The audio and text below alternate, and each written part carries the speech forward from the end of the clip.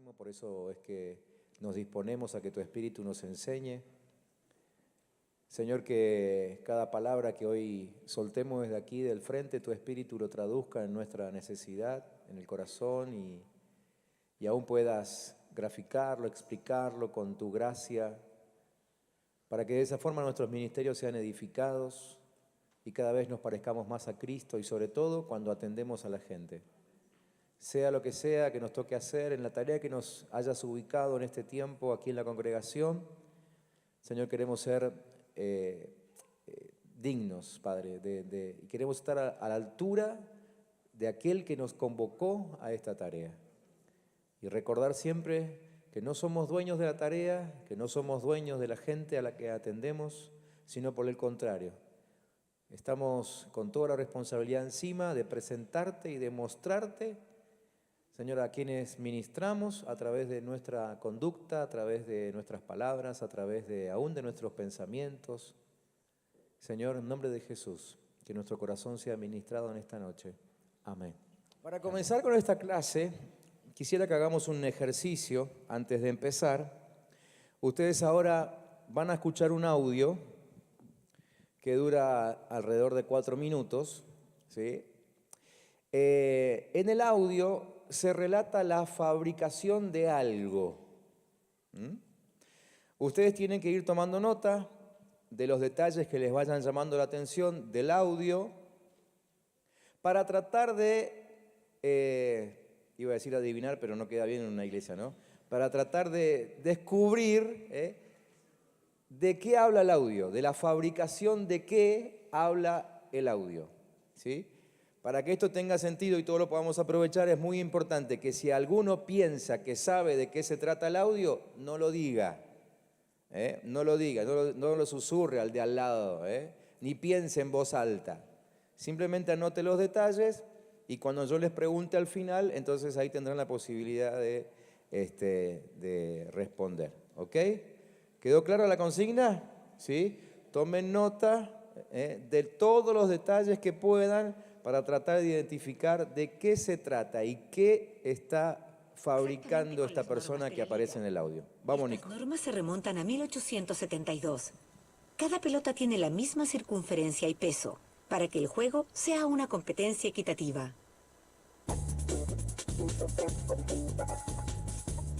Las multitudes enloquecen por estas pelotas profesionales y en el centro de cada una se encuentra el llamado núcleo. El núcleo es más pequeño que una bola de golf. Su circunferencia es de unos 10 centímetros y medio. Dentro del envoltorio de goma del núcleo hay una esfera de corcho. Se vierte pegamento de látex sobre cientos de núcleos dentro de un tambor. El tambor es movido por rodillos para cubrir homogéneamente los núcleos con el pegamento. Este pegamento nunca se seca por completo y los núcleos se mantienen pegajosos. Luego se enrolla lana de 4 hebras alrededor del núcleo. Esta máquina gira el núcleo para envolverlo con la lana. Este proceso agranda sustancialmente el núcleo. Esta es la primera vez que una cámara ha podido grabar esta máquina, así que podemos mostrar solo una parte. Se enrolla una segunda capa de lana, esta vez de 3 hebras, para agrandar los núcleos un poco más. Luego se enrolla otra lana de 3 hebras, pero más delgada. Las capas de lana le dan elasticidad a la pelota, para que mantenga su forma a pesar de ser golpeada muchas veces. Finalmente, se utiliza una lana mezclada mucho más delgada, ya que su superficie es más lisa.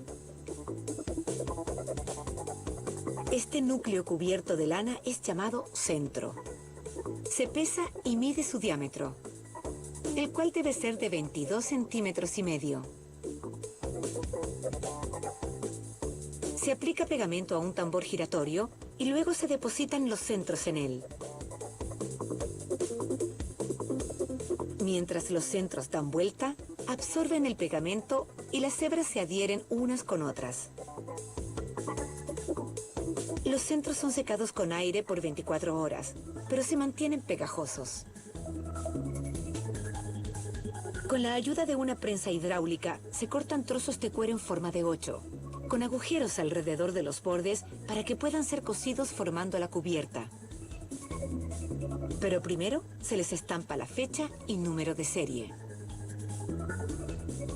Luego son envueltos en toallas mojadas. La humedad ablandará el cuero para coserlo.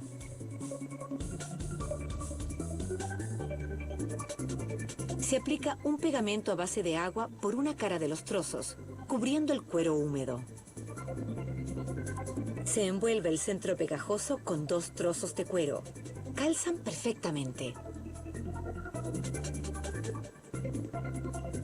Se pone la pelota envuelta en cuero en una mordaza. Y es hora de coser. Con 2 agujas, un costurero pasa hilo por el centro de la pelota y a través de los agujeros de los trozos de cuero, cruzándolos. Le aplica cera a los hilos para endurecerlos, ya que si se aflojan, es probable que se enreden. Podríamos decir que estos obreros están en la liga profesional de la costura. Con extrema rapidez se realizan las 108 puntadas de cada pelota. Esta fábrica cuenta con 350 costureros, quienes producen de a 8 a 10.000 pelotas al día. Eso serían muchos cuadrangulares.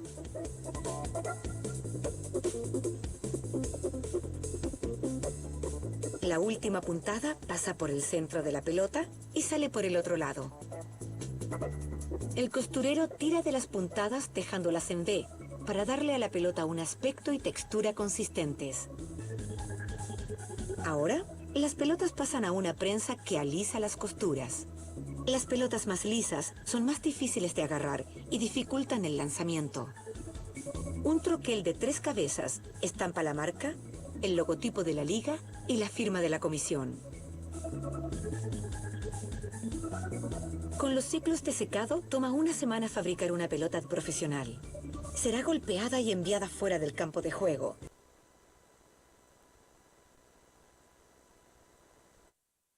Bien, es increíble ver las caras de ustedes. Algunos como diciendo, ya está, ya la descubrí. El audio dura 4 minutos y algo.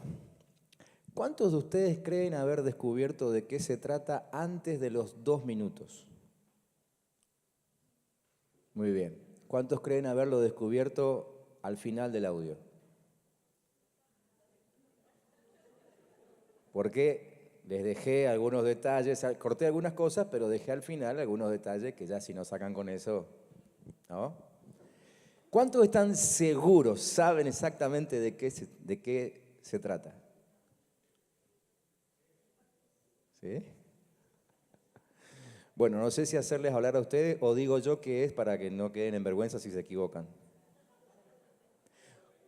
¿Eh? ¿Un osito de peluche? Sí.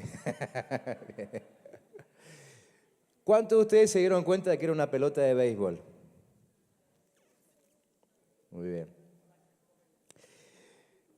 Este ejercicio tiene que ver con lo que vamos a hablar hoy. Hoy vamos a hablar acerca de algo que se diferencia entre el oír y el ver.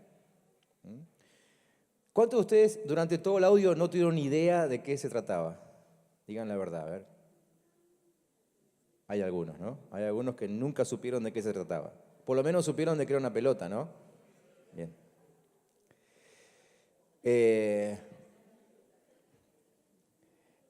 Hay cosas que necesitamos saber con respecto al liderazgo y que marcan la diferencia entre escuchar y entre ver. ¿Sí? Si yo, en realidad este audio es de un video, si yo le hubiese pasado el video, ustedes en el primer segundo saben exactamente de qué se trata. Pero a algunos les costó y llegaron recién a los 2 minutos y otros recién a los 4, porque hay una gran diferencia entre oír y ver, ¿no? Les pongo otro ejemplo, para que entiendan bien de qué vamos a hablar esta noche. Si ustedes fueran a un lugar turístico, contrataron el viaje, pagaron el paquete y llegan al lugar emocionados porque van a conocer algo nuevo, y estando en el lugar, cuando le presentan al guía de turismo, ustedes se enteran de que el guía nunca estuvo ahí? ¿Cómo reaccionarían? Yo pido que me vuelvan la plata, no sé, ustedes, ¿no? Pero imagínense ustedes al guía caminando con ustedes y en la primera curva dice, wow, nunca me hubiera imaginado ver una cosa como esta. ¿No? Otro ejemplo. ¿Qué pasaría si un cirujano los está por operar, ustedes ya están acostados en la camilla, y justo cuando la anestesia empieza a hacer efecto, entra el cirujano y les dice, mira, te voy a decir la verdad, yo nunca abrí un cuerpo, no tengo idea cómo es todo esto adentro. Pero acá tengo unos cuantos libros, voy a ir leyendo mientras te voy operando. ¿Cómo hacen? ¿Qué hacen ustedes? Yo con anestesia y todo me levanto y salgo corriendo, ¿no?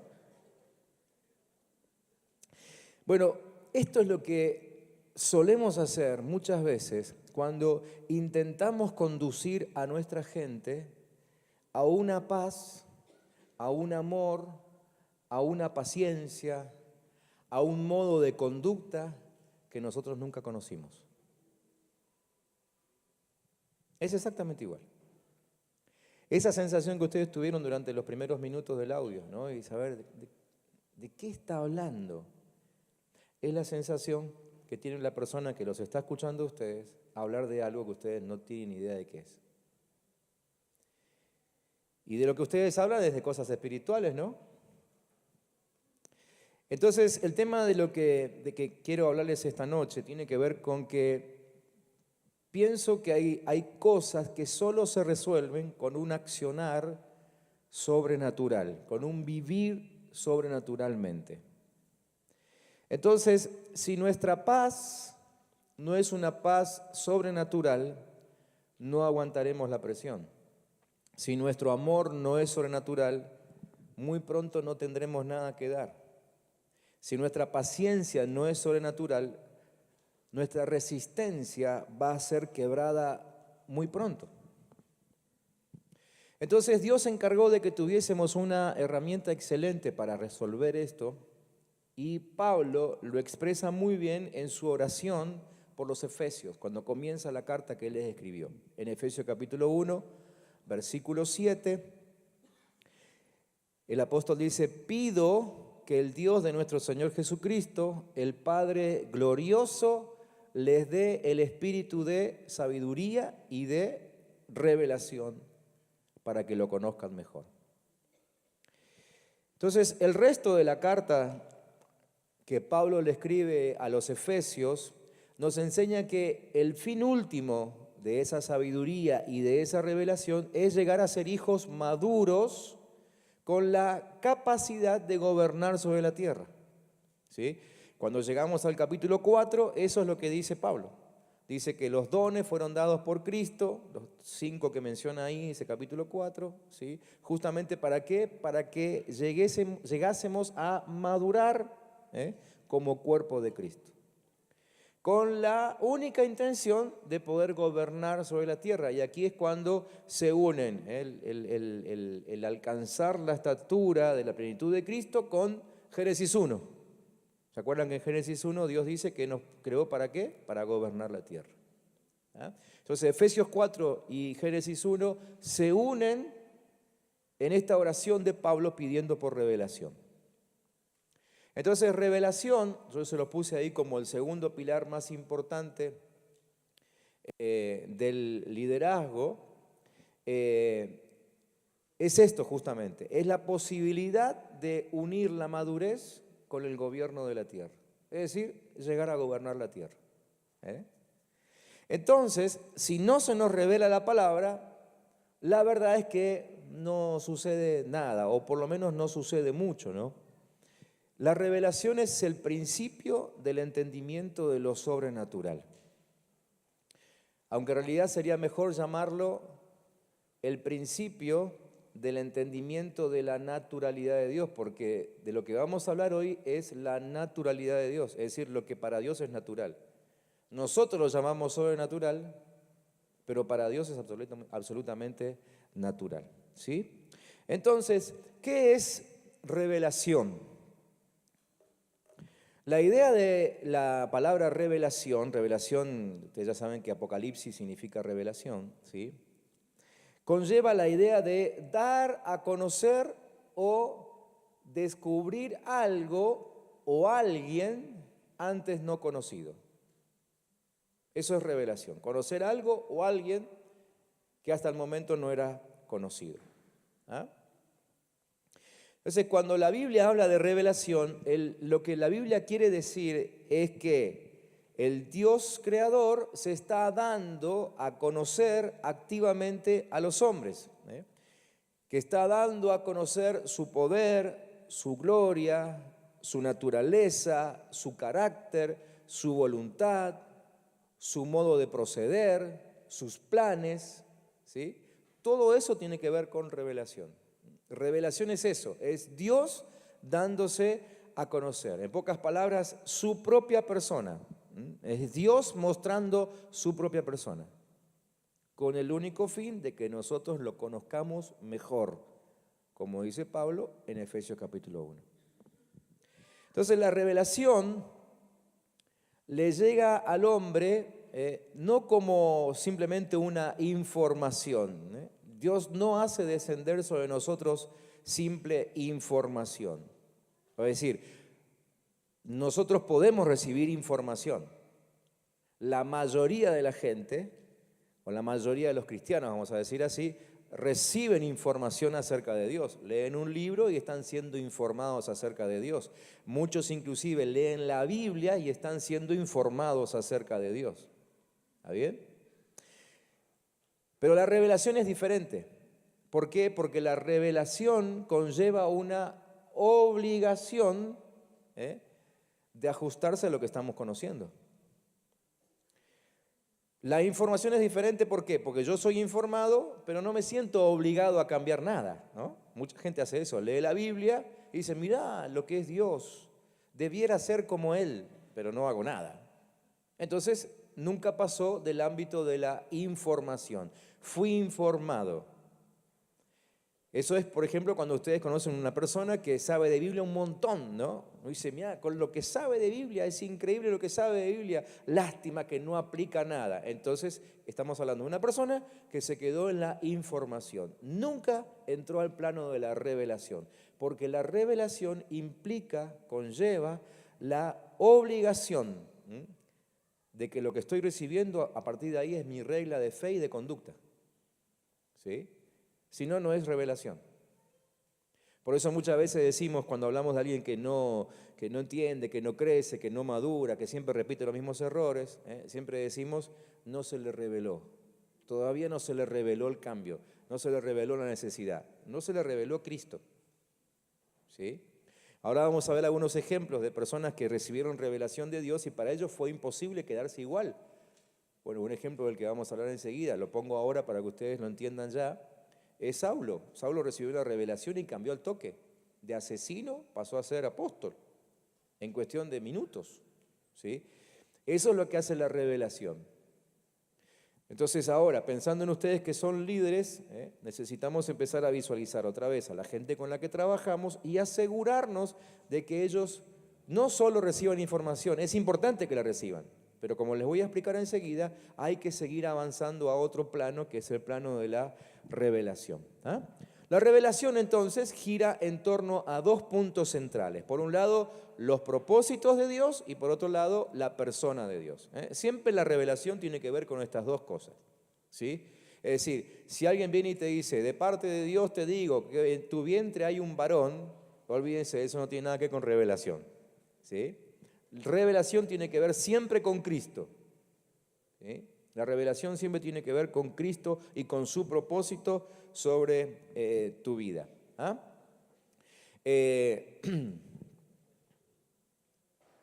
Entonces, cuando entramos en este proceso de recibir sabiduría y revelación, somos conducidos a una expresión directa de la persona de Cristo. Es decir, solamente el que tiene revelación puede expresar a Cristo.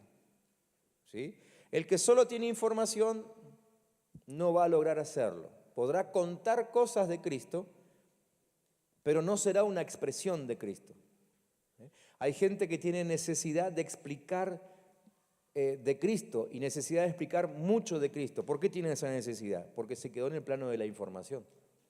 Hay otros que no tienen que hablar nada de Cristo, su vida lo expresa. Esa es la gente que pasó el plano de la revelación. Ahí tenemos que estar todos nosotros. Que sin decir nada, la gente esté viendo a Cristo en nosotros. ¿Me siguen? ¿Sí? Entonces, como resultado de esa revelación, comenzamos a pensar conforme a la palabra de Dios, es decir, comenzamos a pensar como Cristo. La revelación nos lleva a pensar como Cristo.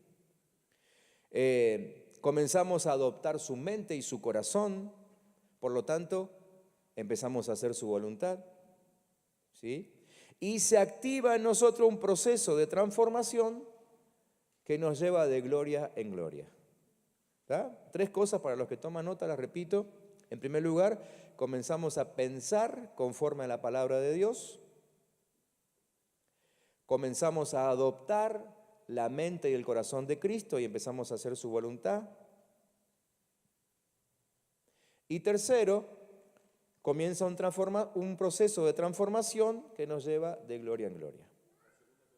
La segunda es, comenzamos a adoptar la mente y el corazón de Cristo y empezamos a hacer su voluntad. ¿Bien? Entonces vamos a meternos ahora en algunos detalles importantes con respecto a la revelación, ¿sí? Detalles importantes con respecto acá estaba, mirá, lo tenía escrito. Bueno, ahí está. Para los que no alcanzaron a copiar. ¿Sí? ¿Alcanzaron a copiarlo? Lo dejo un minutito.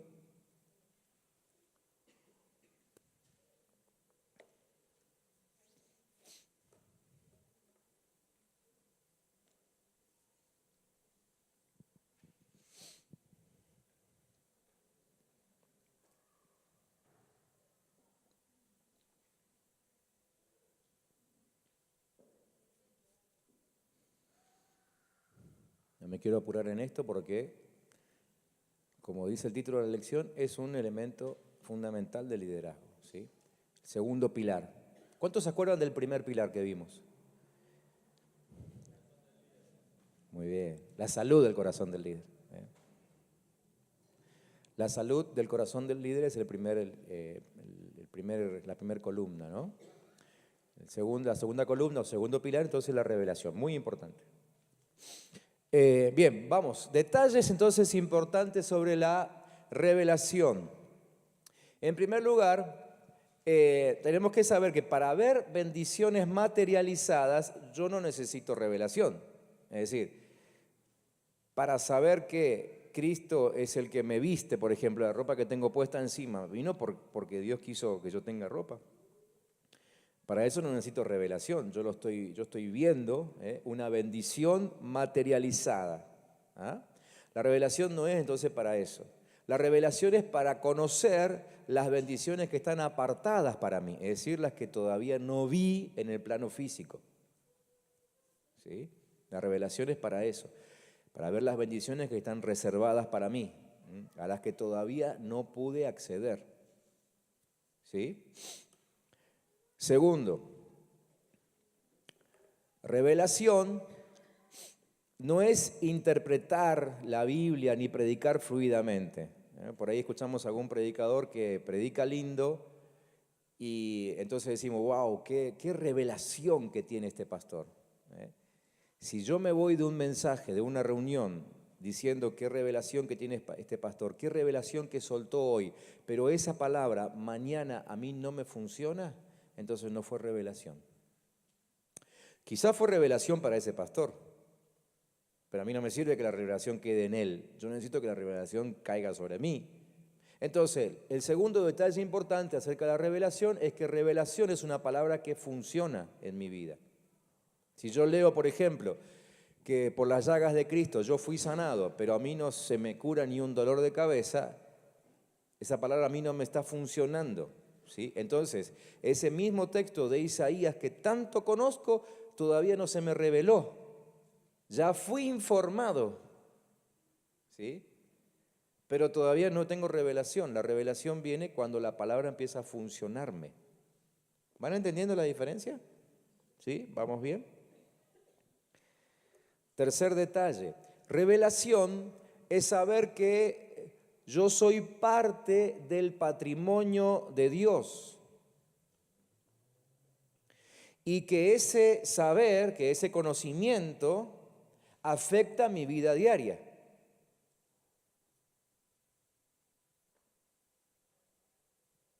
¿Sí? Por ejemplo, si yo un domingo a la noche pregunto en un culto de los nuestros, ¿cuántos se sienten protegidos por Dios? Y todos me van a levantar la mano. ¿Sí? Pero resulta que el lunes a la noche, cuando vuelven del trabajo, hay un corte de luz generalizado en toda la ciudad, el colectivo no viene, no se consigue taxi y ustedes tienen que caminar por la ciudad a oscuras.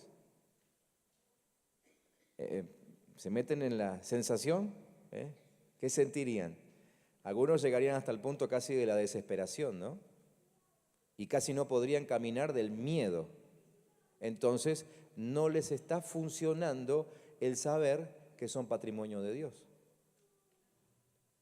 Revelación es que yo sé que soy patrimonio de Dios y que por lo tanto nadie me puede tocar, camino tranquilamente en la oscuridad. Es un ejemplo tonto, pero para que ustedes se entiendan de lo que es revelación.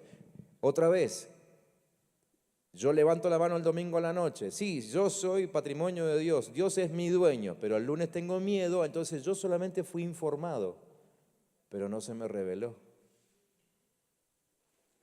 ¿Me van siguiendo? ¿Vamos bien? 4. Otro detalle. Pablo dice que hay cosas que son intransferibles, que son intransferibles. La revelación entonces es personal, ¿sí?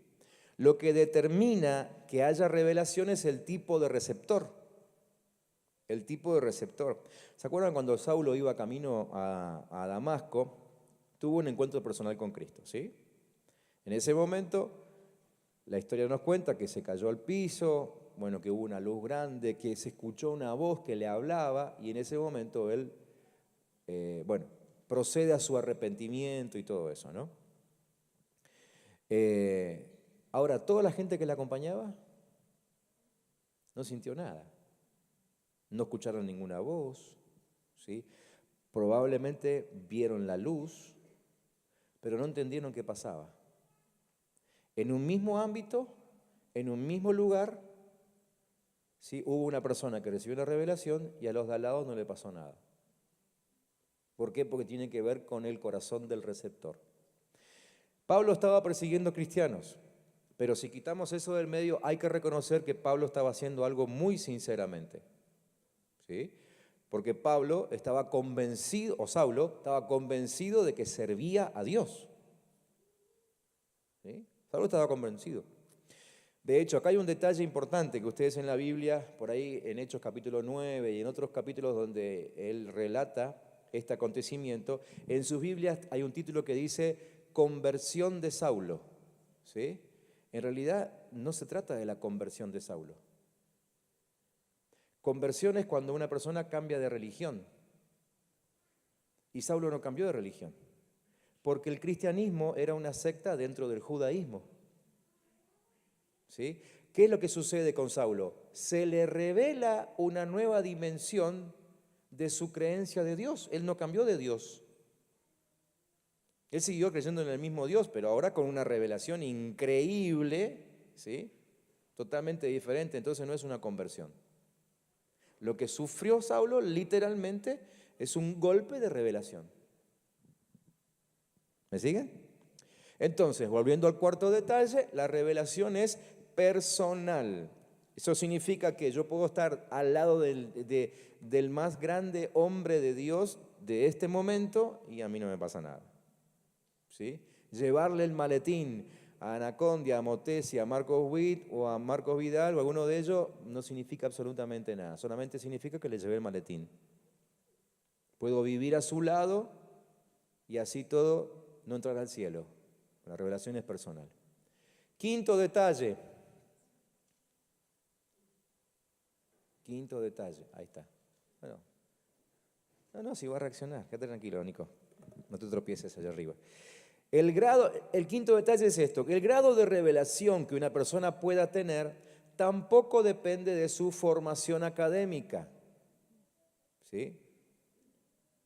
Sino que depende de la disposición a que su alma sea rasgada por la espada del Espíritu de Dios. Las personas con mayor conocimiento de Biblia no necesariamente tienen una gran revelación. De hecho, pueden no tener ninguna. Porque revelación no tiene que ver con un grado académico. Con esto no quiero decir que no estudie nadie la Biblia, al contrario, creo que el estudio de la Biblia es una ventanita que nos introduce a la revelación, pero la revelación no tiene que ver con antecedentes académicos, ¿sí? El apóstol Pablo en Filipenses capítulo 3, 7 al 12, Filipenses 3, 7 al 12, él escribió: pero cuantas cosas eran para mí ganancia, ¿se acuerdan de ese texto? ¿Sí? Podemos detenernos ahí y pensar qué cosas nosotros consideramos ganancia, ¿no? Pablo dice, lo que para mí era ganancia, dice, las he estimado como pérdida por amor de Cristo. Luego él hace un detalle de las cosas que él consideraba ganancia y entre las cosas que detalla está su condición académica. Cuando él menciona que fue formado a los pies de Gamaliel, Gamaliel era uno de los maestros más ilustres de aquella época. ¿Sí? Era como, no sé, decir hoy soy discípulo de Satirio Santo, una cosa así, ¿no? Uno de los grandes maestros de Biblia de aquel tiempo era Gamaliel. Pero él dice, yo ahora estimo todo eso como pérdida. Y ciertamente, dice, como diciendo, ahora que lo pienso bien, aún estimo todas las cosas como pérdida por la excelencia del conocimiento de Cristo. Vieron que él empieza diciendo, lo que antes consideraba ganancia, pero ahora que lo pienso bien, en realidad todo, aún lo que no era ganancia, yo ahora lo desestimo, lo considero como pérdida. ¿Con tal de qué? Con tal de conocer a Cristo. ¿De qué está hablando? De revelación. Con tal de que a mí se me revele Cristo, yo soy capaz de abandonar todo. ¿Sí? Entonces, ¿se acuerdan que Pablo fue llevado al tercer cielo? Toda esa historia ustedes la pueden encontrar, si quieren después ampliar la lectura, en 2 Corintios capítulo 12. ¿Sí? 2 Corintios 12 se relata cuando Pablo fue llevado al tercer cielo. ¿Ah? Pero él dice que lo que recibió allí, lo que vio allí fue tan indecible que no se le permitió contarlo. ¿Sí? Es más, dice que la revelación fue tan poderosa que hizo necesario un aguijón en su carne para recordarle todo el tiempo que todavía no estaba en el cielo. ¿Sí? El aguijón en la carne fue para eso, para que él siga recordando que todavía estaba en la tierra y que tenía una misión aquí. ¿Sí? Por eso Pablo quería descubrir a Cristo, por eso Pablo quería esa revelación, por eso quería conocerlo, conocer la persona de Cristo que estaba encerrada dentro de su ser, estaba ahí, tenía que descubrirlo. Ese es el fin último de la revelación, ¿sí? Conocer a Cristo. La revelación tiene como fin conocer a Cristo. ¿Bien? Sexto, detalle importante. Todos sabemos que nosotros somos hechos hijos de Dios a través del nuevo nacimiento, ¿sí? Pero eso solo es el principio, ¿sí? Ahí recién nacimos, recién nacimos. Entonces la revelación es la que nos llevará a ser hijos maduros. Nosotros para la palabra hijos tenemos una sola palabra, que es la palabra hijos, ¿sí? Pero en griego hay por lo menos 3 palabras en cuanto a hijos. Aquí en este mismo texto aparecen 2 diferentes. Una es la palabra teknon, que es el hijo recién nacido. Y la segunda que aparece en el texto es la palabra huios, que es el hijo maduro, ya crecido, con conocimiento y con responsabilidades adquiridas. ¿Ya? Hay otra más que no viene al caso en esta lección, se la enseñaré otro día. Entonces la revelación es lo que nos hace pasar de ser hijos recién nacidos a ser hijos maduros. Y el hijo maduro es el que manifiesta a Cristo, el recién nacido no. ¿Se entiende? O sea que como hijos maduros podemos representar al Padre en la tierra. Séptimo detalle interesante con respecto a la revelación. Es la revelación la que nos hace encontrar en la Biblia palabras claves que resuelven conflictos reales. ¿Sí? Y acá creo que estoy hablando de algo que todos ustedes saben y conocen y reconocen, ¿no? Sí, ya hemos entendido que la revelación sirve para esto, para hacernos conocer esos detalles en la Biblia que resuelven conflictos, ¿no? Cuando vamos a un tiempo de consejería, le hacemos una pregunta a alguien, nos aconseja y nos resuelve el asunto, nos trae una palabra, nos trae un ejemplo. Bueno, yo el domingo les compartí un mensaje que surgió de una consejería, ¿se acuerdan? Los que estuvieron el domingo se van a acordar, ¿no? La conclusión de esa consejería, después que yo le puse el ejemplo de Daniel, que terminé compartiendo con ustedes el domingo, la conclusión de esa persona fue, ahora lo entiendo. ¿Sí? Entonces, la revelación, ¿sí?, hizo eso, le resolvió un conflicto real que esa persona tenía. O por lo menos resolvió la forma de actuar frente al conflicto que estaba teniendo. ¿Tá? Nosotros muchas veces estamos en medio de un problema y esperamos que venga revelación para ver qué hacer. Y eso está bien, ¿sí? Pero en realidad Pablo no se refiere a esa revelación que yo me agarra un día y digo, wow, ¿y ahora qué tengo que hacer? Me voy a orar que el Señor me revele qué hacer. En realidad cuando Pablo habla de revelación, habla de un estilo de vida. ¿Sí? Es decir, lo que Pablo quiere decir es que yo no necesitaría o no debería encerrarme a buscar revelación solamente cuando tengo un conflicto real, sino que mi estilo de vida debería ser el de buscar revelación todo el tiempo. Dicho de otra forma, yo tendría que recibir revelación antes de que el conflicto llegue, para que cuando llegue yo lo pueda atravesar tranquilamente. ¿Sí? Entonces el concepto de Pablo de revelación es la revelación como estilo de vida. Este es el propósito de esta lección de hoy. Nosotros tenemos que entrar a vivir un estilo de vida de revelación. ¿Y cómo me doy cuenta de que todavía no estamos en ese estilo de vida? Porque escucho a la gente que dice, wow, qué palabra la del domingo. Impresionante. No veo la hora que llegue el próximo domingo para escuchar otra palabra así. Ahí estamos frente a una persona o un grupo de personas que están acostumbradas a buscar revelación solamente cuando vienen al culto, ¿no? ¿Y la palabra de tu devocional que hiciste a la mañana? ¿No hubo revelación? Necesitamos nosotros aprender y acostumbrar a la gente a que, además de recibir revelación en el culto aquí, también busque revelación en su devocional del lunes, en el devocional del martes, en el del miércoles, en el del jueves, en el del viernes, en el del sábado, ¿sí? Y no se quede esperando el próximo domingo. Es más, hay gente que dice, qué revelación la del último congreso, no veo la hora de que sea el año que viene. Entonces, un año entero para que vuelva la próxima escuela de vida de la Iglesia del Camino y recibamos otra revelación. ¿Entienden esto? Pablo dice que revelación es un estilo de vida. ¿Sí? Él nos muestra, necesitamos empezar a meternos en su historia, nos muestra cómo vivir un estilo de vida todo el tiempo.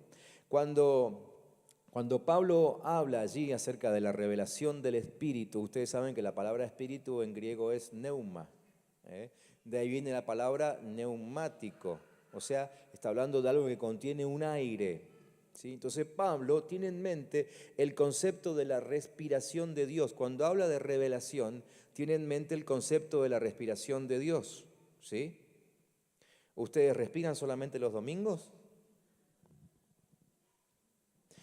Entonces, lo que Pablo tiene en mente es ese accionar constante de Dios, de inhalar, exhalar, inhalar, exhalar, inhalar, exhalar. Ese es el acto que Pablo tiene en mente, ¿no?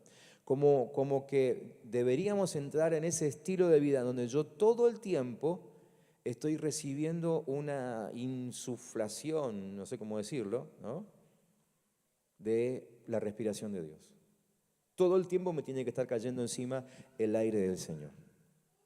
Cuando esto no sucede, es cuando nos encontramos con personas, y aún creo que a veces nos ha pasado a nosotros, personas que como que están hastiadas en algún área de su vida cristiana, ¿no?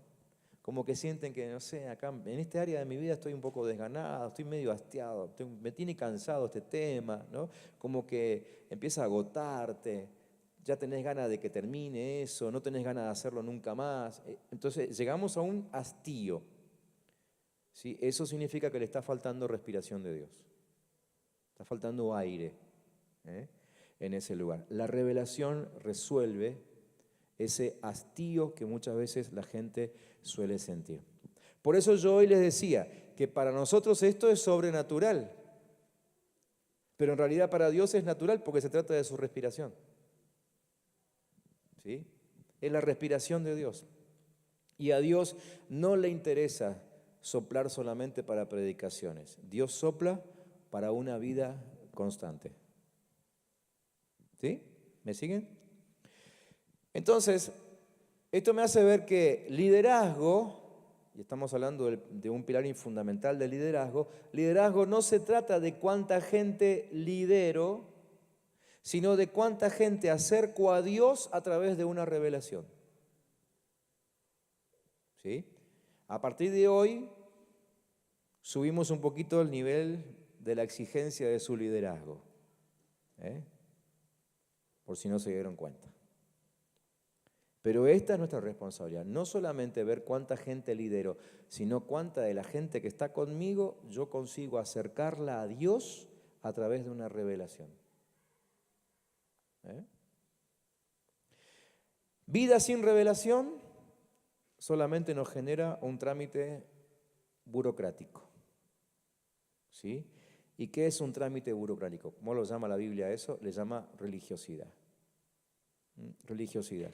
Cuando Dios decide soplar sobre nosotros, podemos estar en medio de un ayuno, podemos estar en medio del desierto, podemos estar en una fiesta, podemos estar en el templo, podemos estar en un picnic, ¿sí? Porque es un ejercicio de respiración.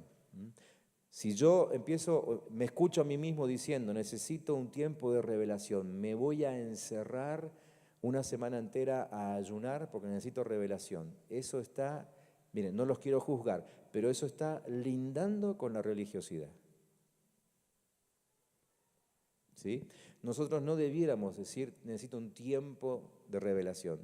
Díganme si ven a Cristo haciendo eso. En ningún momento ustedes escuchan a Cristo diciendo, necesito tomarme una semanita, muchachos, ustedes me tienen podrido y quiero ver qué me dice Dios acerca de sus vidas.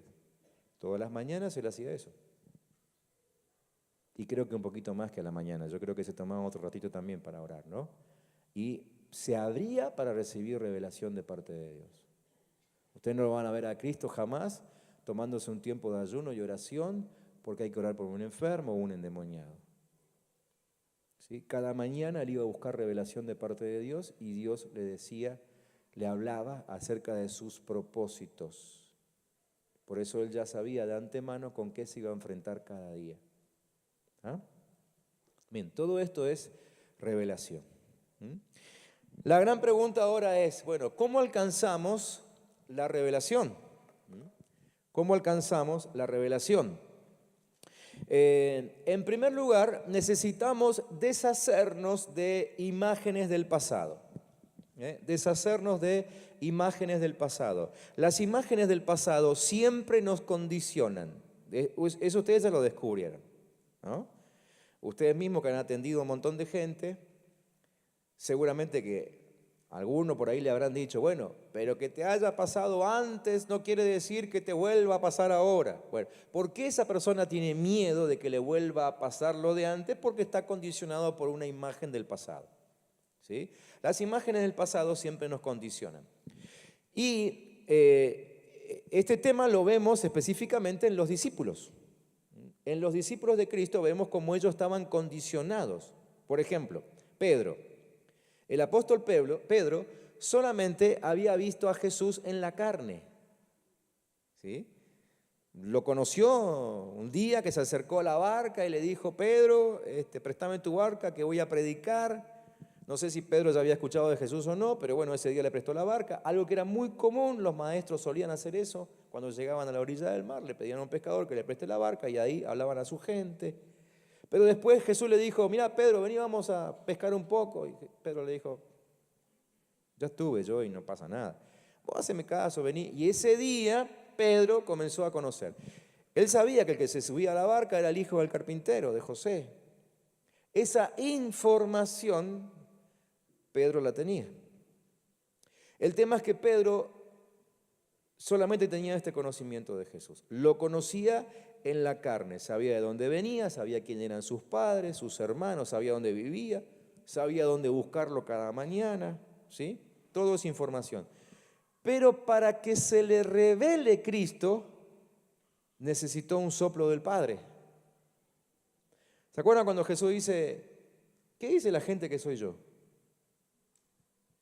Papá, ¿no? ¿Y ustedes quién dicen que soy? Y Pedro levanta la mano y dice: tú eres el Cristo, el Hijo del Dios viviente. ¿Y Jesús qué le dice?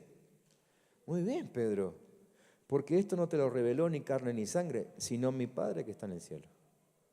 En ese momento le estaba recibiendo una revelación. ¿Sí? Para que Pedro tuviese una revelación necesitaba un soplido fuerte de parte de Dios mismo. ¿Ah? Pero vemos que a Pedro siempre le costó este tema y nunca terminó de ver a Jesús como Dios. No se le reveló como un Cristo glorificado. Por eso es que a la hora de la persecución, cuando Jesús fue atrapado y cuando lo iban a condenar, uno de los primeros que se va es él, aunque después lo sigue y se va al patio ese que ustedes ya saben, el patio de Caifás, pero lo termina negando 3 veces. ¿Por qué? Porque su conocimiento de Jesús era muy limitado, lo conocía solamente en la carne. Es decir, Pedro y los demás discípulos tenían una imagen muy terrenal de Jesús. Esa es la imagen que tenían. En cambio, el apóstol Pablo nunca lo conoció en la carne a Jesús. Su primer encuentro con Jesús fue directamente con el Cristo glorificado.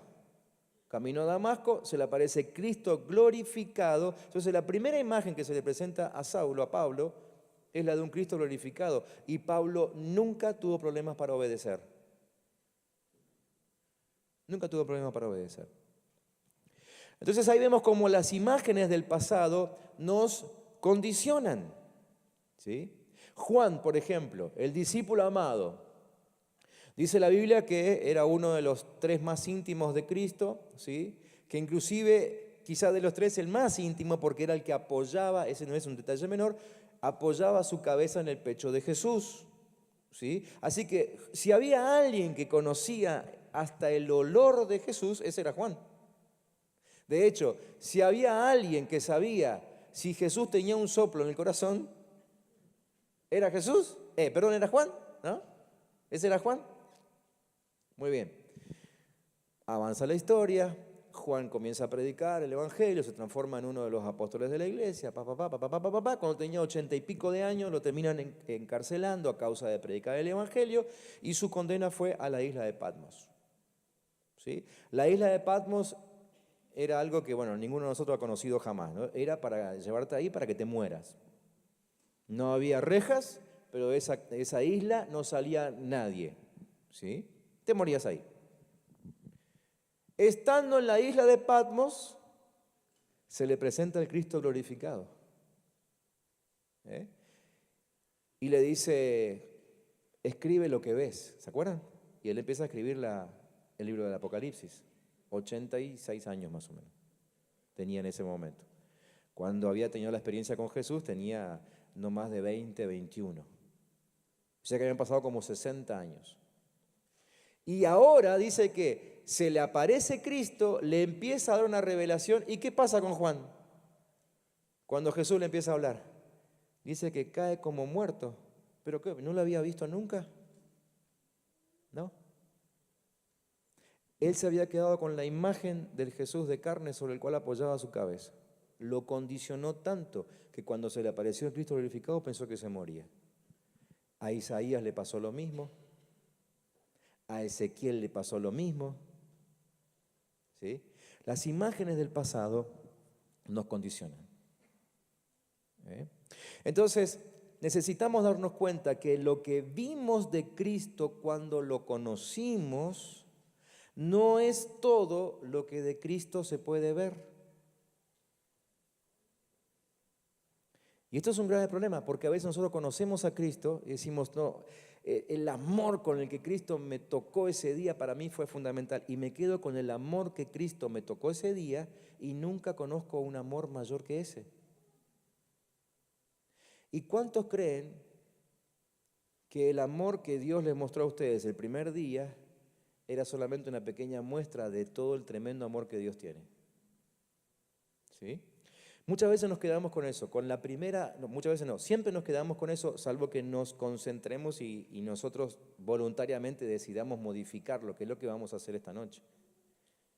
Si yo me quedo con la primera imagen, con la imagen del pasado, termino siendo uno de esos famosos dinosaurios que dicen que existen en algunas iglesias por ahí. Esos que no quieren cambiar, esos que piensan que el tiempo pasado siempre fue mejor, ¿sí? Porque se quedan con la imagen del pasado. La imagen del pasado nos condiciona. Esas son las personas que no pueden entender las formas nuevas de ministerio que el Señor va levantando, las formas nuevas de predicación. ¿Sí? La imagen del pasado nos condiciona. Bien, estamos hablando de cómo la alcanzamos. ¿Cuántos de ustedes quieren alcanzar revelación? ¿Estarían dispuestos a deshacerse de lo primitivo que conocieron de Cristo hasta ahora? ¿Les parece que oremos ahora mismo? Cierren sus ojos.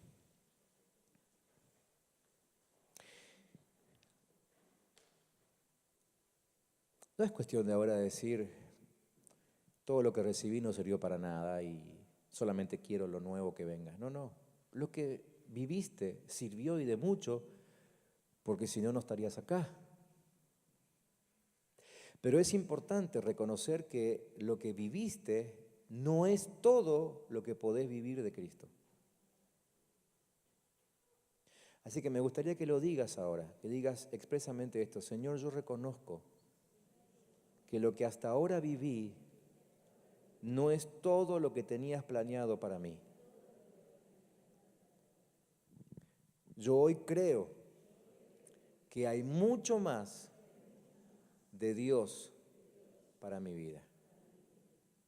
Y yo declaro que todo lo que vino de Cristo sobre mí fue bueno, pero ahora lo dejo atrás para avanzar hacia lo que viene.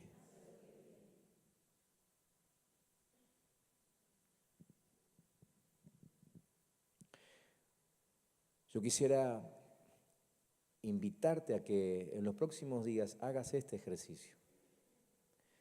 En tu tiempo devocional o el tiempo que decidas. Que trates de meterte en lo que Dios tiene para vos de acá en adelante. Que trates de descubrir en su presencia. Es muy peligroso si lo hacemos fuera de su presencia. Pero una vez que estás adentro, y todos ustedes ya saben cómo entrar a la presencia de Dios, ¿no? Entran con acción de gracias, con adoración, buscan estar en la intimidad. Y una vez que sienten que están ahí adentro, anímense a decirle: papá, ¿me podés contar un poquito, aunque sea un poquito, de lo que tenés para mí? Eso es revelación, dijimos al principio, ¿no? Conocer las bendiciones que están apartadas para mí, es decir, las que todavía no conocí. Las que ya conocí, ya está, no necesito revelación para eso. Pero revelación es conocer las bendiciones que están apartadas para vos. Ahora, no hagas como hace mucha gente que arruina este momento y dice: Señor, mostrame algo. Y Dios se lo muestra. Y luego no hace nada con lo que Dios le mostró. Porque quizás Dios te muestre que, bueno, que Él te va a usar, no sé, predicando en un barrio específico, por decir algo. Y vos decís, wow, Dios me va a usar. Y nunca moves tus pies para salir de tu casa, ni de tu grupo, ni de tu templo, para ir a predicarle a nadie. Olvídate, esa revelación se pudre, se muere. Estuvo en el corazón de Dios, pero nunca llegó al tuyo. ¿Sí? Cuidado, que Dios no tira perlas a los chanchos, ¿no? Dios no va a desperdiciar una revelación si no ve en vos una disposición a luego encaminarte en lo que Él te va a mostrar. ¿Amén? Muy bien. Segundo, ¿cómo lo alcanzamos? Segundo, tenemos que despedirnos de la era de los mensajes poderosos. Despedirnos de la era de los mensajes poderosos. Ahora les explico. Muchos de los que estamos en la iglesia somos hijos de mensajes poderosos. No somos hijos de una revelación continua. O sea, la gran mayoría de nosotros recordamos que conocimos a Cristo un día, que alguien predicó un mensaje diferente y terminamos levantando la mano, ¿no? Por eso es que cuando te preguntan, ¿y qué día te convertiste? Vos podés marcar un día específico, ¿sí? En mi caso, 15 de febrero de 1985. Me acuerdo que un pastor llamado Marcelo Abel soltó un mensaje que tocó mi corazón y ese día yo decidí cambiar mi vida. Entonces yo soy hijo de un mensaje poderoso. No soy hijo de una revelación continua. Un poco por lo que les decía hoy, ¿no? Si estábamos acostumbrados, la mayoría de nosotros estábamos acostumbrados a escuchar un buen mensaje de vez en cuando. Por eso solíamos ir a congresos a buscar algo que no recibíamos en la iglesia, o nos preparábamos para un campamento o para una campaña, porque sabíamos que iba a ser diferente a lo que vivíamos todos los días en la vida congregacional. ¿Sí? Entonces, tenemos que despedirnos de esa era y tenemos que proponernos que a partir de nosotros, o mejor dicho, a partir de nuestros discípulos, ellos entren en una era donde la revelación es continua. ¿Sí? Y que no se convierten por un mensaje que un día escucharon en la iglesia, sino que se convierten por las palabras que todos los días escuchan en su tiempo devocional, en lo que ustedes les enseñan, todos los días, y se van convirtiendo día a día. No sé cómo fue la experiencia de cada uno de ustedes, pero sé cómo fue la mía. Yo me iba convirtiendo un poco más en cada campamento. O sea, entre un año y otro, en mí prácticamente no había ningún cambio. Ahora, después de cada campamento, todos esperaban ver en mí un cambio. Porque ya sabían, después del campamento, este viene cambiado. Después había que esperar otro año para que cambie un poco más. Eso es ser hijo de mensajes poderosos. Y lo que necesitamos hoy, que la nueva generación crezca siendo hijos de revelación, es decir, que todos los días escuchen una palabra que cambie un poco más su vida. Ahora, ustedes piensen, ¿cómo lograremos que el mundo, o cuándo lograremos que el mundo cambie antes? ¿Siendo hijos de una palabra poderosa o siendo hijos de una revelación continua? Imagínense si todo el mundo cambia un poco como yo, de campamento en campamento. Y necesitaríamos otros 5.000 años para que algo pase en la tierra, ¿no? En cambio, ustedes ahora visualicen sus hijos espirituales, sus hijos físicos, los chiquititos que tienen en casa. Imagínense si ellos todos los días reciben una palabra de revelación, porque sus padres se han preocupado en darle una revelación nueva, la han buscado y se la vuelcan para que se haga revelación en su vida también. Dígame si esa generación no va a crecer mucho más rápido y alcanzaremos la segunda venida del Señor mucho antes de lo que pensábamos. ¿Sí? Entonces la segunda, el segundo elemento para alcanzar la revelación es preocuparnos de pasar a una era de revelación continua. Proponernos empezar esto en nosotros mismos, ¿no? De que todos los días yo reciba una revelación diferente. ¿Sí?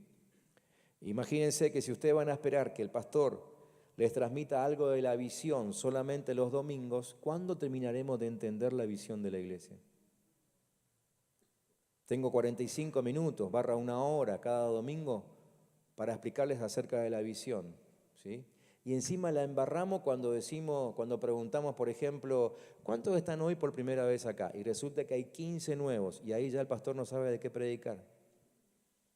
Porque si sigue con la visión, los nuevos no entienden nada. Empezamos a buscar que el mensaje sea más sencillo y la visión nunca se enseña, ¿sí?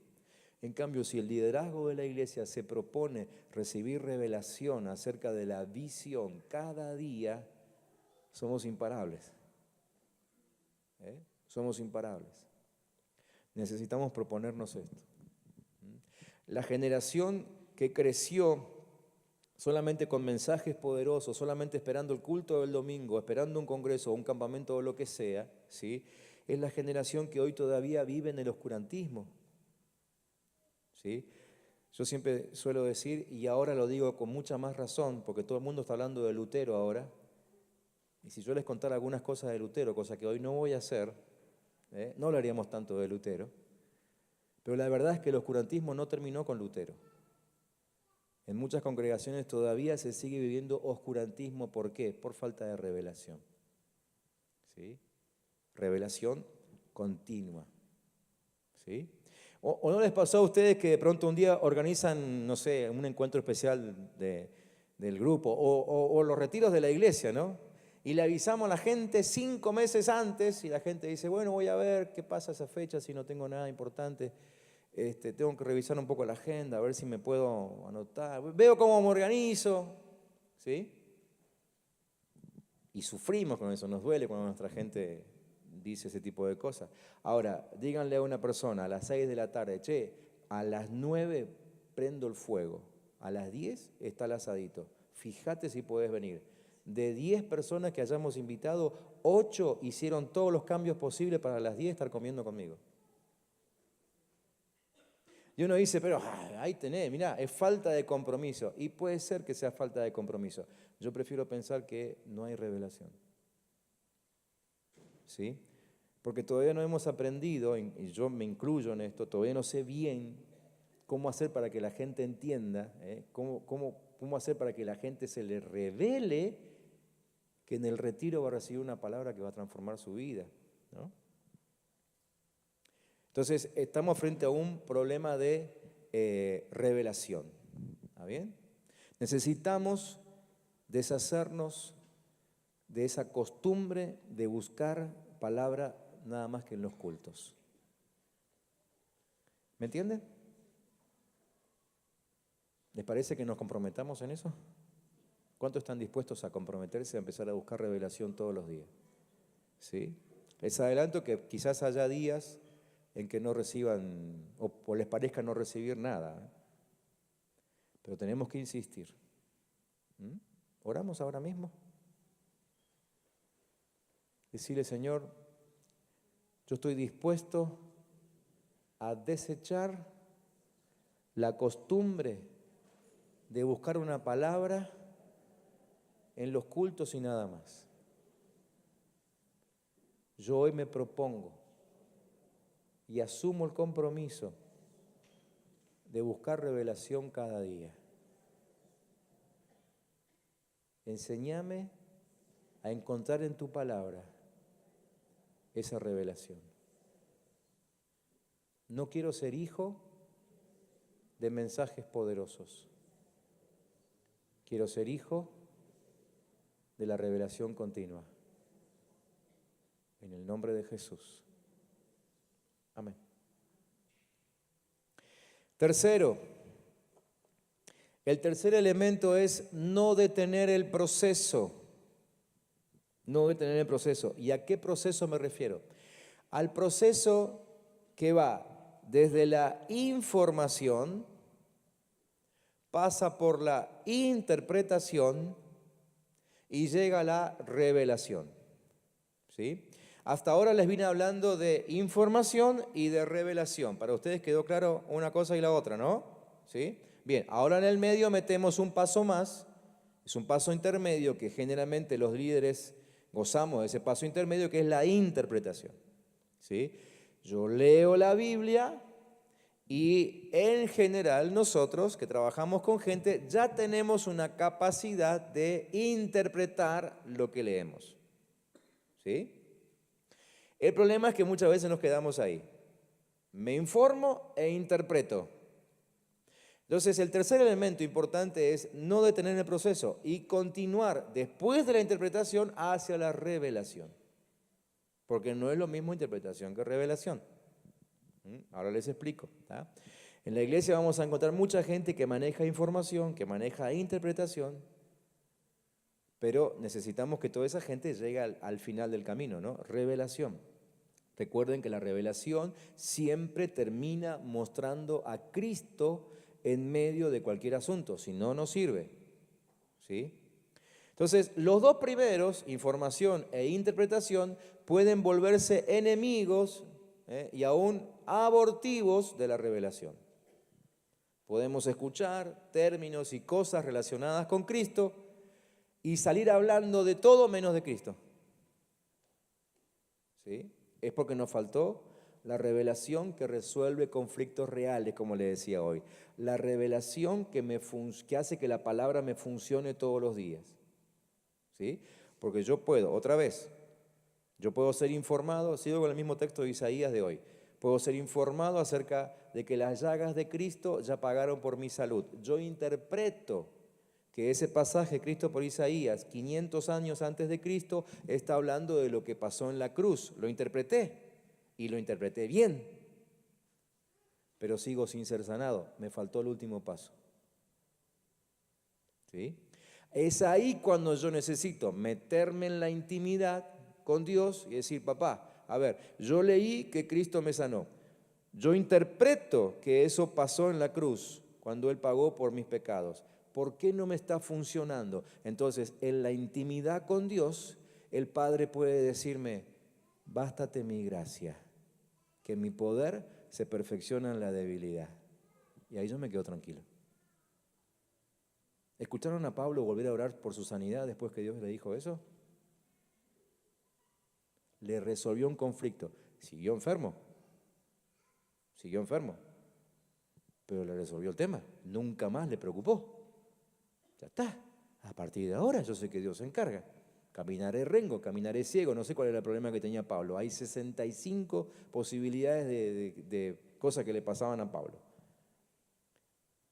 según los comentaristas, ¿no?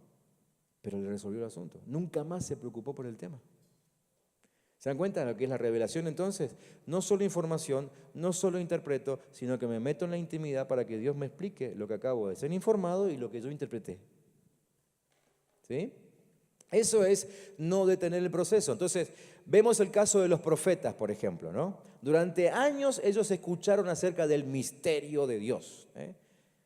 Ellos tenían acceso a la palabra, muchos de ellos eran de esos estudiosos, escribas de la época. Ellos hablaron del misterio, ellos interpretaron el misterio, pero hablaban solamente de lo que habían oído, ¿sí? No hablaban de lo que habían visto.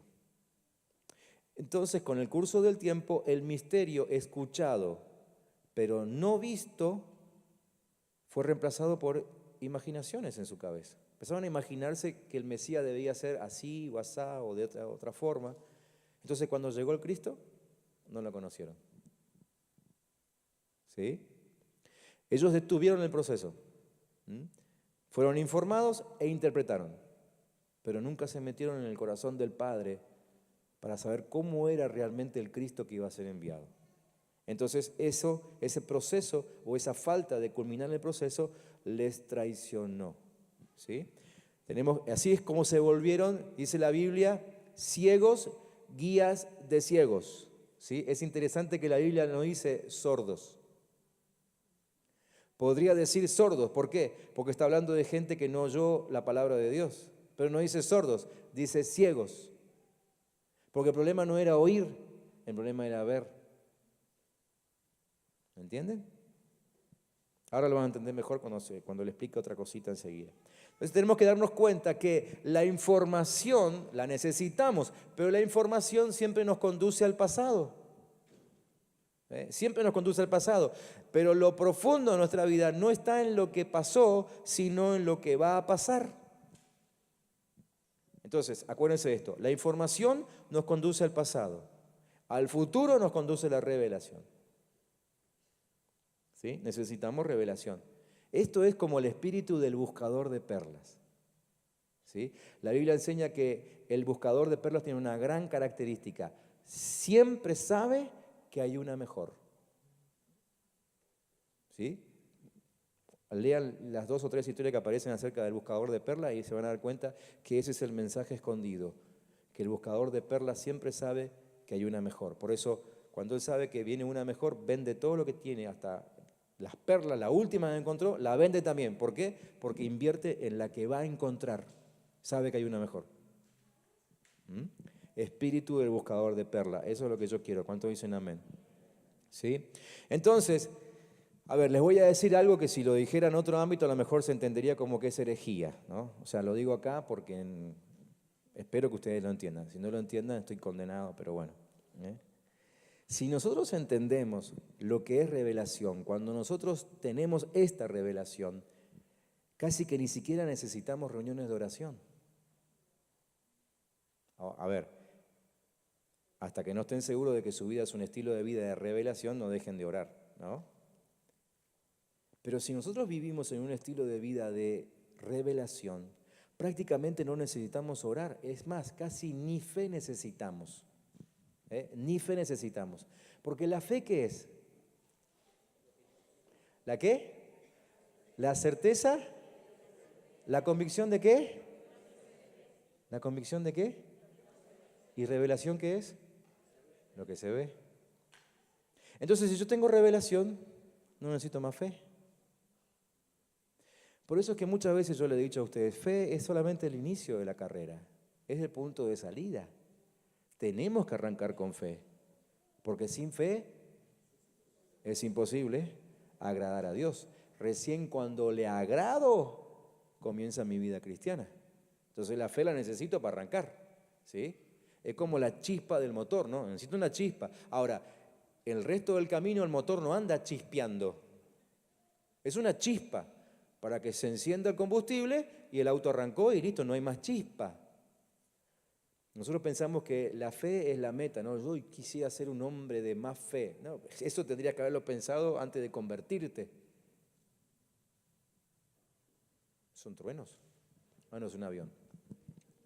¿Vieron lo que pasa cuando uno escucha algo y no ve? No sabe qué es. Qué bien que me vino el ejemplo, Señor, gracias. Ya me había revelado, sí, me llegó ahí una milésima más tarde, pero ya me había revelado. ¿Está? Bien. Entonces, esta es la diferencia entre oír y ver. ¿Está bien? ¿Vamos bien hasta ahí? Bien. Vamos rápidamente al cuarto. El cuarto elemento de cómo alcanzamos, quiero terminar por lo menos con esta parte y seguimos en la próxima clase. El cuarto elemento es cuidarnos de la imaginación. Cuidarnos de la imaginación. Hay un texto muy interesante en Lucas 8, 18, que dice así, yo se los leo. Dicen, miren pues cómo oyen. Acá nomás tenemos esa frase que solo están en la Biblia, ¿no? Miren cómo oyen. A ver, o miro o oigo. No. Jesús dijo, miren cómo oyen, porque al que tenga, le será dado. Y al que no tenga, escuchen esto, al que no tenga, está hablando de alguien que no tiene, pero dice, aún lo que imagina tener, le será quitado. Lo que me resultó interesante de este texto es que la persona de la que está hablando Jesús, que no sé quién es, nunca se queja de que le falte algo. ¿Por qué no se queja? Porque imagina que lo tiene. ¿Sí? Por eso Jesús dice, aún lo que imagina tener, le será quitado. ¿Sí? Está hablando de esas personas que vieron que esas personas que uno le pregunta, che, ¿cómo estás? Y siempre están bien, siempre están de victoria en victoria, de gloria en gloria, nunca les falta nada. Y decimos, a ver, ¿qué motivo de oración tenés? ¿Querés que lo... No, si está todo bárbaro, nunca le falta. imaginan que tienen absolutamente todo. ¿Qué sucede con esa persona? Sucede que la imaginación llenó el hueco de su vacío. Entonces necesitamos cuidarnos de la imaginación, porque muchas veces lo que oímos, como me pasó recién, ¿no? Yo escuché un ruido, oí algo y mi imaginación me hizo pensar, quizás condicionado porque hay una alerta meteorológica, lo que sea, me hizo pensar que lo que estaba oyendo era un trueno, que al final terminó siendo un avión. ¿Sí? Sí, lo que oímos se tiene que asociar lo antes posible con lo que vemos. Si entre oír y ver pasa mucho tiempo, mi imaginación ocupa ese lugar. Eso fue lo que le pasó a los profetas de la antigüedad. Ellos oyeron del Cristo, pero no lo vieron inmediatamente. Entonces la imaginación se encargó de ir cubriendo el hueco. ¿Sí? Tranquilos que fuimos creados con esa capacidad, ¿eh? No es algo que demoníaco, ni es pecado tener imaginación. Dios puso la imaginación en nosotros con otro propósito. El pecado hace que nosotros nos demoremos en ver y entonces la imaginación cumple con su tarea y llena el hueco. ¿Sí? Entonces es importante que entre que se predique una palabra, lo antes posible se le muestra a la gente de lo que estamos hablando. Por eso Pablo decía que predicaba con el poder del Evangelio, pero también con la manifestación de señales, de prodigios y de milagros. ¿Sí? Para que la gente vea acerca del poder que él estaba hablando. Imagínense qué pasa con esa persona. Hagamos una imaginación que no es tan imaginación, porque suele suceder en nuestras iglesias, ¿no? Una persona que escucha que Dios es un Dios de prosperidad. Y escucha que Dios prospera, y escucha que Dios prospera, pero su vida no prospera, no prospera, no prospera. Y pasa 1 año, y 2, y 5, y 10, y jamás sale de su mediocridad financiera, por ejemplo. Entonces la imaginación comienza a trabajar naturalmente y empieza a sugerirle posibles argumentos de por qué no prospera. Entonces aparece la frase de que, por ejemplo, bueno, la prosperidad no es para todos. Bueno, como mi papá tampoco fue próspero, yo tampoco debería serlo. O peor todavía, la prosperidad es manifestación de opulencia y de orgullo. Yo como quiero ser humilde, seguiré siendo miserable toda la vida, ¿no? Y vamos llenando el espacio con imaginación. Y así surgen las herejías, las sectas, ¿sí? ¿Por qué? Porque hubo demasiado tiempo entre oír y ver. Necesitamos cuidarnos de la imaginación. No rechazarla, porque nos la dio Dios, pero llenarle el hueco cuanto antes. Entonces yo escucho una palabra y inmediatamente me meto en la intimidad de Dios, como le decía hace un ratito, y Señor, ahora quiero verlo. Yo lo creí, ahora quiero verlo. Y empiezo a pedir y oro, Señor, acá dice tu palabra que yo tengo que ser sano. Yo tengo que ser sano, y insisto hasta que lo veo. Entonces mi imaginación no tiene tiempo de desarrollarse. Y entiendo bien, ¿sí? El problema está en que mucha gente oyó un montón de cosas acerca de Cristo, pero nunca vieron cómo eso funciona. ¿Sí? Entonces nos ha pasado muchas veces, ¿no? Estar en un lugar oscuro, qué sé yo, a la noche van a sacar la bolsa de basura que la tienen atrás en el patio y dicen, querida, ya vengo, voy a sacar la basura, ¿no? Y vas al fondo y cuando estás ahí llegando a mitad del patio oscuro escuchás un ruidito. Y ya empezás a pensar, ¿no? ¿Qué será? Una serpiente, un dragón, un oso polar. Entonces volvés y decís, me parece, querida, que hoy no hay que sacar los secos, así que dejo la basura para mañana, ¿no? Y dejaste la bolsa ahí, traste corriendo. Al otro día, lo primero que haces cuando te levantás y ya hay luz del sol, sin que tu señora se entere, vas a ver qué es lo que hacía ruidito en el fondo del patio. Y resulta que era un pequeño sapito que estaba ahí saltando, ¿no? Nos pasó.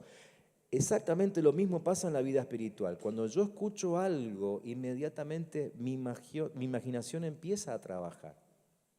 ¿Sí? Y si yo no me apuro en ver lo que estoy oyendo, ¿sí? O en el caso de ustedes que son líderes, en mostrar lo que están enseñando, la imaginación va a sustituir la palabra verdadera allí en el corazón de sus discípulos. ¿Sí, Esteban?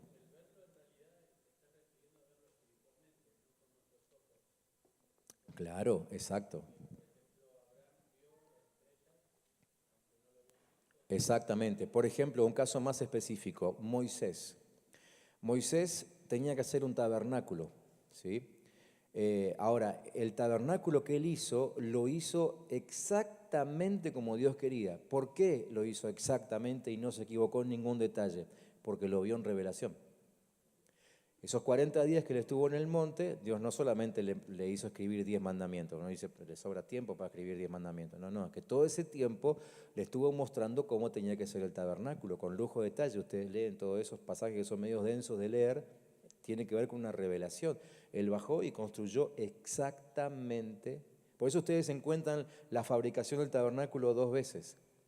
La primera vez es la revelación de Dios y la segunda vez para que ustedes comprueben que Moisés hizo exactamente lo que Dios le dijo.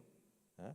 Eso es un ejemplo de revelación. Él lo vio en el Espíritu, pero el verlo, ver los planos, hizo que pudiese luego fabricarlo en el mundo físico. ¿Ah? Entonces, cuando hablamos de revelación entre nosotros, lo que hablamos es eso, Señor, a ver, yo quiero ver qué estás haciendo con mi ministerio, quiero ver cómo se desarrolla, qué herramientas necesito, qué herramientas tenés vos para darme para mi ministerio, cuál es la estrategia. Y el Señor te lo muestra en el plano espiritual, te dice, bueno, mira, primero hace esto, segundo esto, tercero esto. Vos bajás con eso que recibiste en tu tiempo de intimidad con Dios, lo aplicás y funciona. ¿Sí? Entonces, lo recibimos en lo espiritual. Tal cual como lo decís vos. ¿Sí? ¿Queda claro eso? ¿Sí? Entonces recordemos esto, cuanto más lo oímos sin ver, más se fortalece nuestra imaginación. ¿Quién levantó la mano? Exactamente, sí, porque Dios le habló a Noé y le dijo que tenía que hacer el barco de tanto largo, de tanto ancho, de tanto alto, sí, con la ventanita allá, con la puerta acá, calafateado con brea. Eso es revelación. Todo eso es revelación, exactamente. Ese es otro ejemplo. Perfecto. ¿Sí? Eso es lo que nos pasó con el ejemplo de la pelota de béisbol, ¿no? Es decir, ustedes escuchaban y su imaginación fue, yo vi que por ahí alguno cuando dijo que el cuero era de 22 centímetros hacían así, yo dije, esto van a decir que es una pelota de rugby, ¿no? Pues su imaginación les estaba llevando a imaginarse algo que no estaban viendo, no se pueden sacar muchas conjeturas, ¿no? En cambio, cuando lo vemos, decimos, era así, ¿sí? Ejemplifiquemos esto, algo que suele suceder muchísimo en la vida de la iglesia, con la palabra santidad, por ejemplo. Ustedes tienen adelante a alguien, a ver, vení, ¿te puedo usar como ejemplo? Te pasa por sentarte adelante y por ni siquiera tomar apunte. Mi amigo Anselmo tiene una memoria que todos nosotros envidiaríamos, mira, por eso no necesita escribir nada. Bueno, mire, entonces resulta que, mira, parate mirando para allá. Entonces resulta que Anselmo empieza a enseñarles a ustedes acerca de santidad, ¿sí?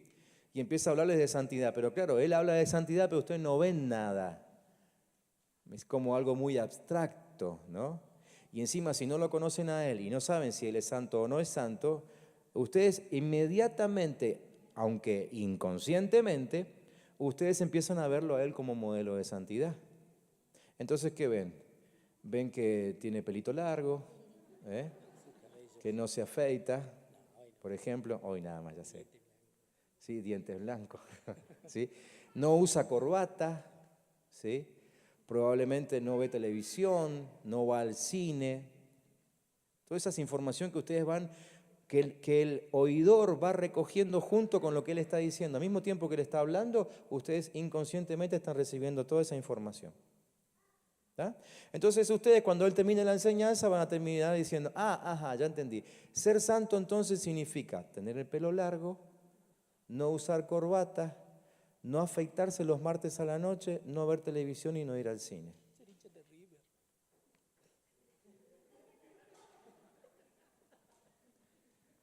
¿Entienden ustedes cómo surgen las herejías?